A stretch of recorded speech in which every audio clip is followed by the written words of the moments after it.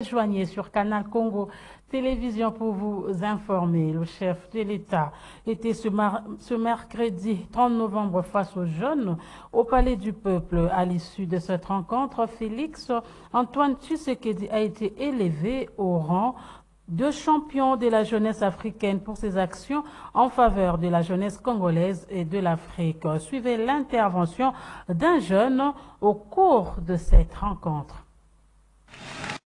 Nous saisissons l'occasion pour demander au chef de l'État que le Conseil national de la jeunesse, comme organe technique en matière de jeunesse, soit approché et associé au même titre que d'autres structures impliquées pour l'attribution de postes de responsabilité.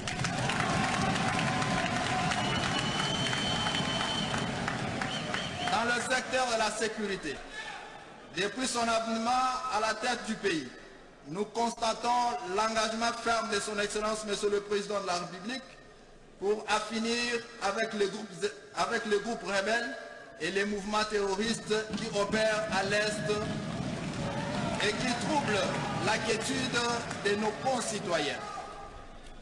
Son appel à la mobilisation nationale est aujourd'hui saisi par la jeunesse, avec comme conséquence l'enrôlement de plusieurs milliers des hommes dans les forces armées de la République démocratique du Congo.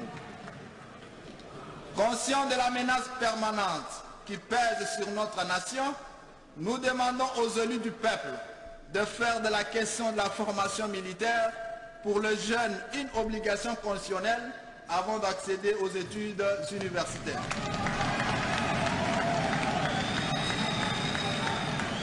J'ose croire que cette attitude permettra à la RDC, notre pays, de faire face aux éventuelles menaces causées par ces prédateurs. Chers compatriotes jeunes, ces moments nous obligent à rester mobilisés comme un seul homme derrière le commandant suprême des forces armées pour en découvrir définitivement avec les ennemis de la paix et de la stabilité de notre pays.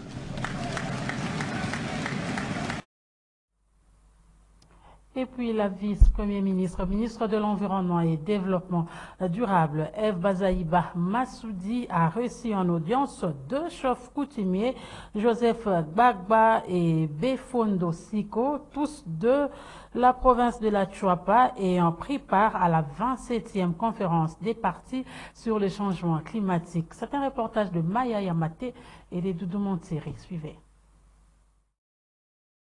Après leur participation comme délégués à la 27e conférence de parti sur le changement climatique tenue du 6 au 20 novembre 2022 à Sharm el-Sheikh en Égypte, les deux chefs coutumiers, respectivement Joseph Mbamba Onobaïso de la chefferie Kombe du territoire d'Isangui dans la province de la Tchopo et Befongo Siko Scholastique, chef de groupement d'Elongo, secteur de Turumbu, territoire d'Isangui, dans la province de la Tchopo, ont été reçus en audience le mardi 29 novembre 2022 par la vice-premier ministre, ministre de l'Environnement et du Développement durable.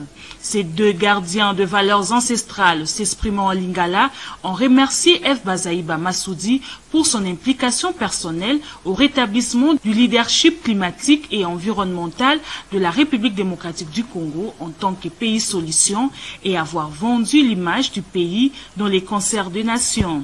Tokendeki comme observateur koyeba makambo nini eza koleka pona bazamba ya biso ya Tchop. Effectivement, mama bandaki kobeta sete pour ba reconnaître valeur ya zamba ya République démocratique du Congo. Yango biso to landaki yango siki to pesaki ye lungonya mingi puisque akei koteka zamba te. Azali na litomba te ya kokende koteka zamba, azali na litomba ya kopesa valeur na zamba ya République démocratique du Congo et mingi na koleka zamba ya province ya Tchop, plus précisément na biosphère ya Yangambi et sikoyo masolo e bandaki na ba scientifique. Cette rencontre de revoir à la vice-premier ministre, ministre en charge de l'environnement et développement durable, constitue de l'engagement pour la restitution des décisions de Sharm el-Sheikh en Égypte aux élus provinciaux, notables de la province de la Tchopo, affirme José Onobaïso et Befongo Siko. Il s'agira de rétablir la vérité sur toute accusation portée à la vice-premier ministre, ministre de l'Environnement et Développement durable, d'être à la base des spoliations des forêts congolaises. Ces observateurs coutumiers de la Tchopo regagnent leur province avec toute assurance de valoriser et défendre les forêts en vue de contribuer au développement des communautés. Il s'agissait plutôt des deux chefs coutumiers de la province de la Tchopo et non de la Tchouapa, comme je l'ai dit tantôt. Sachez également que l'Assemblée nationale et le Sénat se lancent au combat pour la faim zéro en République démocratique du Congo, voilà, qui justifie la tenue de la journée de sensibilisation organisée par les réseaux des alliances parlementaires pour la sécurité alimentaire nutritionnelle. Reportage. C'est un tableau sombre sur l'état nutritionnel et alimentaire de la RDC qu'a présenté les experts au cours de cet atelier organisé par le réseau des alliances parlementaires pour la sécurité alimentaire et nutritionnelle. Un état de lieu qui ne laisse indifférents les députés et sénateurs qui déclarent s'approprier ces combats à travers le contrôle et les plaidoyers. La députée nationale Annie Mobonza est future secrétaire générale du réseau des alliances parlementaires pour la sécurité alimentaire et nutritionnelle. Par nos prérogatives, qui est de légiférer, qui est de contrôler, qui est de plaider, nous allons nous mettre au travail par l'accompagnement surtout de nos partenaires qui a toujours été présent quand nous l'approchons pour lui demander ce dont nous avons besoin. Je fais allusion à l'une des agences des systèmes des Nations Unies qu'on appelle la FAO, à qui je passe mes remerciements.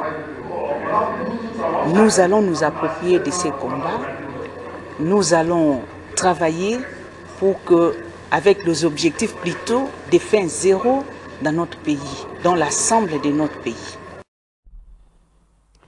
À l'Assemblée provinciale ville de Kinshasa, une question orale avec débat a été adressée au ministre provincial de l'Intérieur par le député Bokula Kolomoni Eric.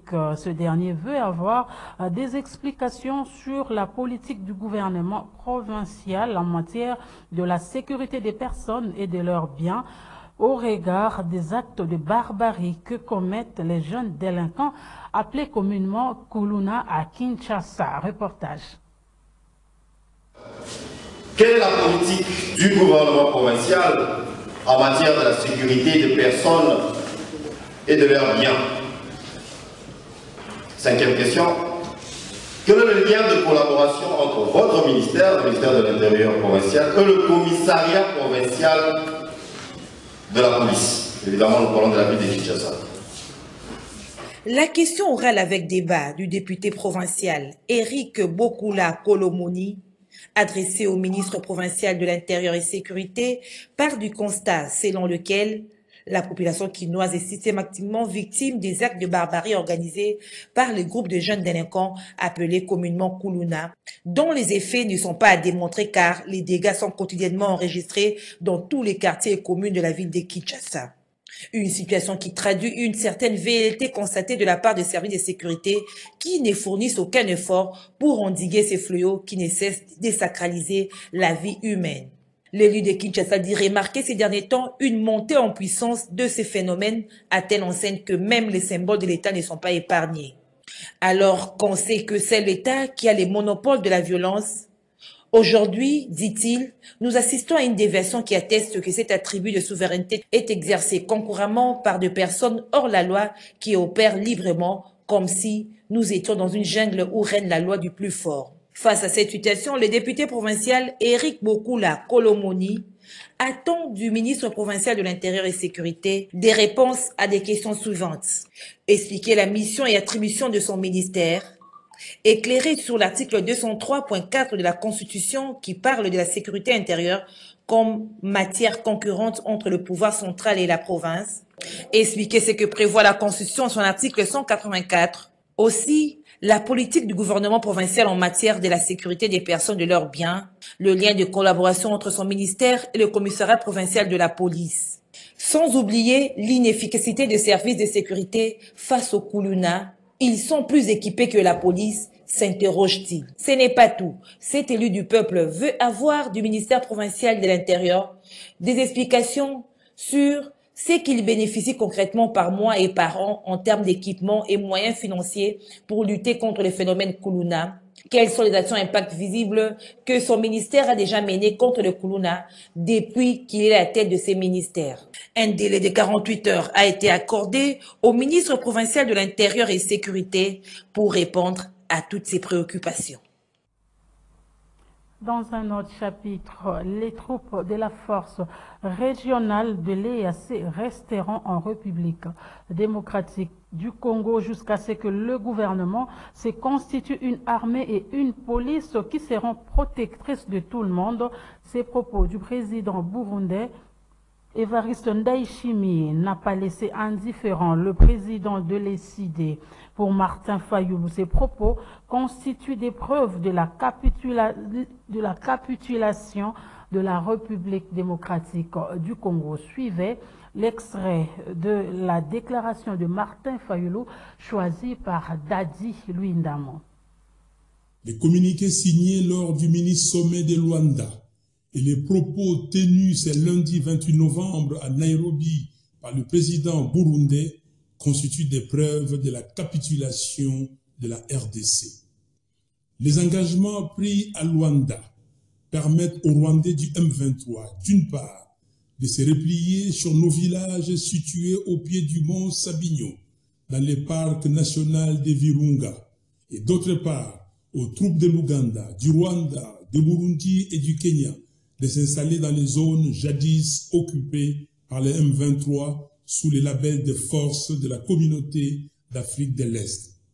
Cela veut tout simplement dire que nous allons désormais perdre notre souveraineté sur l'ensemble du territoire de Rutshuru, sur une partie de Nyiragongo et sur une partie de Massissi. C'est inacceptable.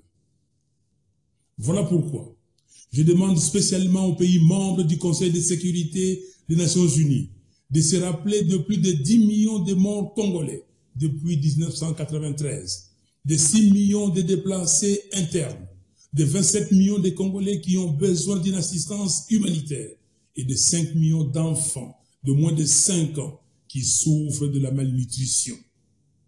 Votre conscience et votre humanité doivent être interpellées. Publication du calendrier électoral, on en parle encore dans ce journal avec des réactions qui ne cessent de tomber. La dernière en date est celle de Luc Lutala, membre de la synergie des missions des observations citoyennes des élections Simocel, qui estime que la CENI devrait corriger les ratés démocratiques des 3 processus électoraux passés, mais aussi encourager les consensus entre les parties prenantes aux élections du 20 décembre 2023. Suivez.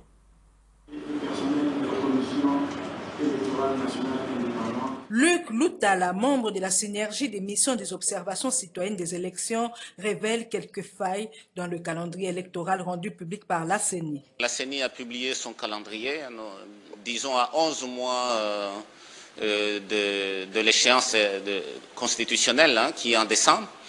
Je crois qu'il y a 3 choses qui sont essentielles. C'est de voir premièrement les défis auxquels la CENI doit relever sur le plan de la démocratie. Deuxièmement, est-ce que ce calendrier a des choses bonnes? Et troisièmement, ce calendrier a sûrement des faiblesses. Et donc il faut toujours rappeler que nous sommes à notre 4e processus électoral et que ce processus ici spécialement avait pour mission de consolider la démocratie. Ça veut dire qu'il fallait notamment la régularité, donc ne plus sortir des glissements. Troisièmement, il faut que la CENI fonctionne selon les règles, ça veut dire avec un plus de consensus, en associant les parties prenantes, conformément à la loi et avec beaucoup plus de professionnalisme et de transparence, parce qu'on se rappelle tout ce qui est passé. Et il faut relever qu'il y a énormément de faiblesses autour de ça, c'est que, premièrement, la CENI sort son calendrier un peu comme quelque chose qui dépend de la CENI elle toute seule, dans un moment de tension. Elle aurait mieux fait de profiter de cette occasion pour créer le consensus. Ça veut dire réunir les parties prenantes dans les cas de concertation avant la sortie du calendrier, les informer, à la fois pas seulement sur les opérations, mais aussi sur le budget. Deuxièmement, on a l'impression que la CENI, en sortant le calendrier si brutalement, en fait, elle casse les cadres des concertations. Et puis, on regarde effectivement, quand on voit le calendrier lui-même, tandis que sur la feuille de route, la CENI insistait sur les cadres des concertations. Dans le calendrier, les cadres des concertations ont carrément sauté, quoi, dans la CENI. Et donc, on a tendance à ce qu'on est en train d'aller vers une gestion suffisamment radicale de la CENI. Ali Salah, dans la province de la Mongala, à l'initiative du député provincial élu de Bongandanga, Olivier Alongi Mbilunga, les partis politiques associations des jeunes Forces Vives ont organisé une marche de soutien aux forces armées de la République démocratique du Congo. Nancy Lekansele a signé ce reportage. La marche de soutien aux forces armées de la République était organisée aussi dans la ville de Lissala. Ce vendredi 25 novembre, la population de la Mongala a descendu dans les rues de Lissala pour soutenir le message du chef de l'État, son Excellence Félix-Antoine Tshisekedi Tshilombo, à l'armée loyaliste, sous l'initiative de l'honorable Alongi Mbilunga Olivier, élu de la circonscription électorale de Bongandanga.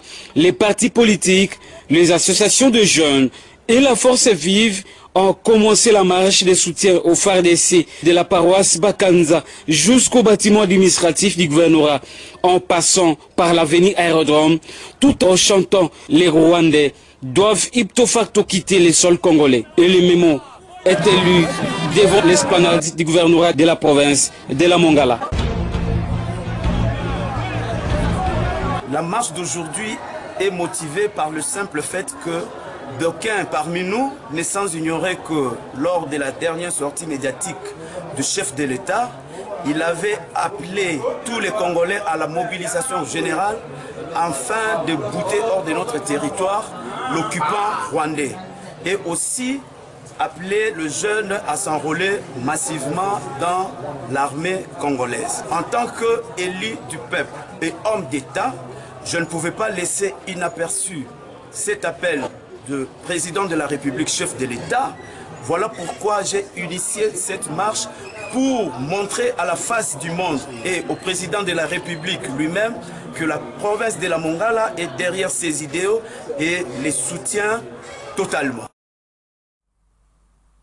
Vous le savez certes que le prix du litre d'essence à la pompe a connu un réajustement et déjà les chauffeurs taxibus se lancent à la spéculation des prix de la course, une situation qui inquiète les passagers. Suivez ce reportage de nos stagiaires de la PIC, Juliette Oyeka, Naomi Kabengele et Irène Kinzondi.